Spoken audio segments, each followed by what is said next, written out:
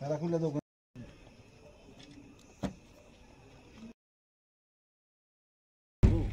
সাদা করতে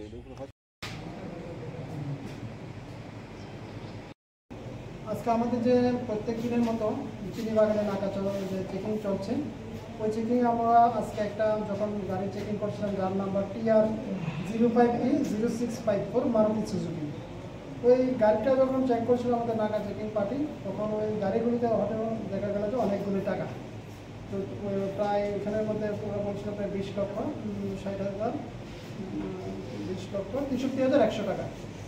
তখন আমাদের ওই টাকাগুলি নিয়ে সন্দেহ হয়, সঙ্গে সঙ্গে আমাদের সিনিয়র অথরিটি এবং ডিসিএম কন্ডাক্টর স্যারকে আমরা খবর দিই। খবর দিয়ে দেওয়ার সময় থেকে তারা টাকাগুলি সম্পর্কে কোনো সহজ উত্তর দিতে পারেনি।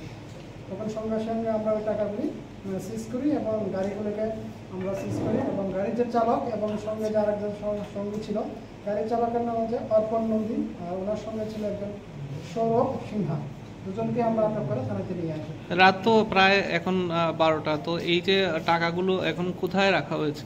এখন আমাদের ইয়েতে রাখা হয়েছে, মানে কৈলাসহর থানায়। কৈলাসহর থানায়। প্রাথমিক তদন্তে কি মনে করছেন আপনারা?